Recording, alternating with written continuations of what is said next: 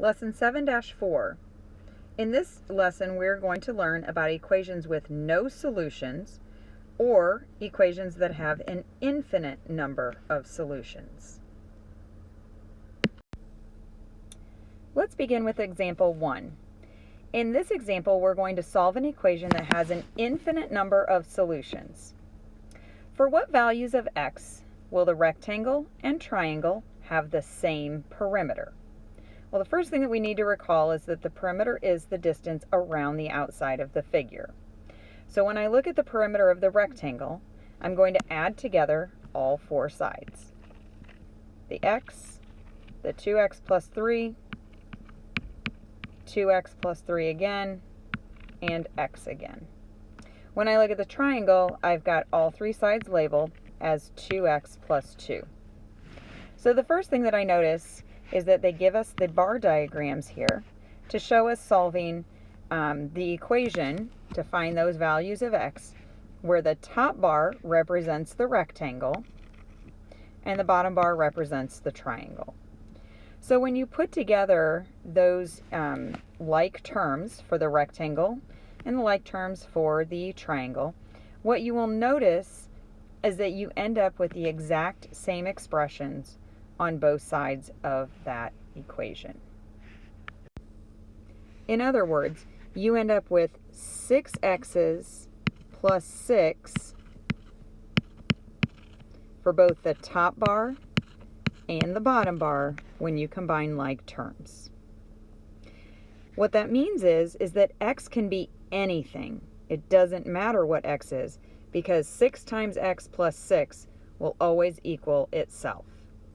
So we say that this equation has an infinitely many solutions. In other words, x can be anything you want it to be.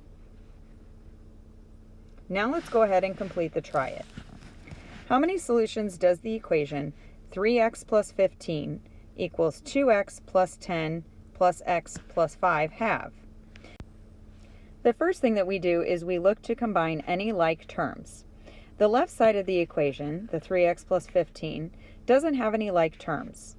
But on the right side of the equal sign, you have a 2x and another x to make 3x, and then you have 10 plus 5 to make 15.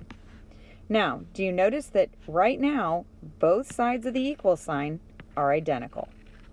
We can further prove this by solving the equation and looking for a single value of x. So the first thing that we're going to do is we are going to take away 3x from both sides. But what ends up happening is the x's disappear altogether, because 3x take away 3 is 0. So then you're left with 15 on the left and 15 on the right, which means you have a true statement. So the equation has infinitely many solutions. In other words, x can be anything you want it to be, positive number, negative number, decimal, fraction, whatever, and it will always be the case that when you take 3 times x plus 15, it will equal 2 times x plus 10 plus x plus 5. Example 2 shows us how to solve an equation with one solution. This is what you've been doing all along. So in this problem, in this example, you have a situation where you're looking to find out how many hours did Lee play soccer on Sunday. So you can see the schedule here, and then you can see how they turned that into the bar diagram for Anna's schedule and Lee's schedule, and we know that they played the same number of hours in the week. As you solve this to look for a single value of x, you find that there is only one solution that makes this equation true, and that is x equals 2 2/10. So Lee played soccer for 2 2/10 hours on Sunday. Since there's only one solution to this equation, these are the types of equations that you've been solving all along. Now take a look at example 3. This is going to show us an example of an equation that has no solution at all. Gil makes 3 bracelets and Mika makes 2 bracelets. They both use the same number of string colors. How many colors should they use to make the same amount of money? So take a look over here at the signs. We have Gil's bracelets on the left and bracelets by Mika on the right. What we know is that Gil made 3 bracelets, and each of those bracelets that he made can be represented by the expression 2x plus 5, meaning $2 for each string color plus $5 for the bracelet. On bracelets by Mika, we know that she makes 2 bracelets, and each bracelet could be represented by the expression 3x plus 3. 3 times the number of string colors plus $3 per bracelet. And we're looking for the case where these two expressions are equal. The first thing that we need to do is apply the distributive property. 6x plus 15 on the left and 6x plus 6 on the right. Now stop and think about this for a minute. Is there any number that you can put in place of x so that when you multiply by 6 and add 15, you would get the same answer as multiplying that number by 6 and adding 6? And the answer is there's no possible way that can happen. So what we know is that when we solve this equation, we can take away the 6x from both sides, but both of the x terms now disappear. And all that we have on the left is 15, and all that we have on the right is 6. And there's no way that 15 is ever going to equal 6. And because 15 can never equal 6, this equation has no solution. In other words, there is no number of string colors that results in Gil and Mika making the same amount of money. Now let's take a look at the try it question at the bottom underneath example 3. How many solutions does the equation 4x plus 8 equals 1/10 x plus 3 plus 3 9/10 x have? Explain. Try this problem on your own, see if you can figure out how many solutions the equation has, and then come back and check your answer. In this equation, there is no solution. Once you combine the like terms on the right side of the equal sign, you'll notice that your two expressions can never be equal.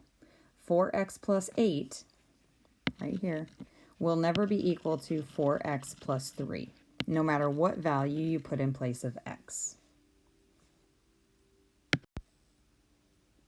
In this last example, you're going to learn how to determine the number of solutions for an equation just by inspection. In other words, by just taking a look at the equation and doing maybe possibly one step of combining terms or applying the distributive property and then comparing the expressions. So take a look at part A. X plus 3 plus 7 equals 2x minus 10 minus x. So the first thing that they tell you to do is to combine your like terms mentally. I think it's just as well if you want to write those things down. I don't think it all has to be mental math. But when you combine your like terms, you'll notice that the equivalent expressions are x plus 10 on the left and x minus 10 on the right. There is no value of x that would make those equations or make that equation true. So therefore, the equation in part A has no solutions. In part B, we have a situation with the distributive property. So on the left, when you distribute 3 times x plus 4, you get 3x plus 12. And what you should notice is the other right side of the equal sign already has 3x plus 12.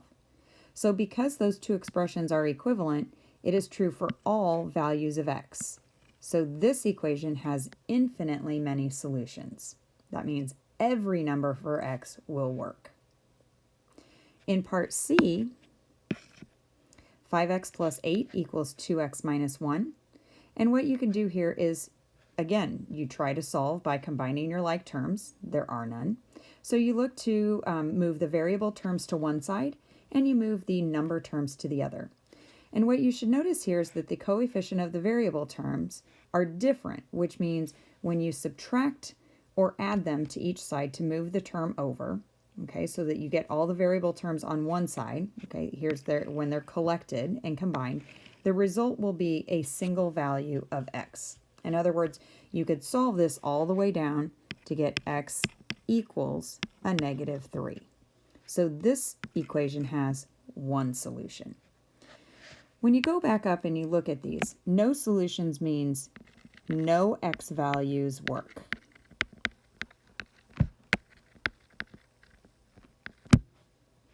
When you look at part B, an infinite number of solutions means every x value will work. And in part C, only one x value will work. Okay, so now I want you to complete the try it. See if you can determine, without actually solving all the way down to the end, if each equation has no solutions, infinitely many solutions, or one solution. When you're done, come back and check your answer. Okay, go ahead and check your work and reasoning. Remember, it does say explain your reasoning for each of those A, B, and C. If you have questions about how I determined whether or not there was one solution, no solutions, or infinitely many solutions, come see me before you get started on your work.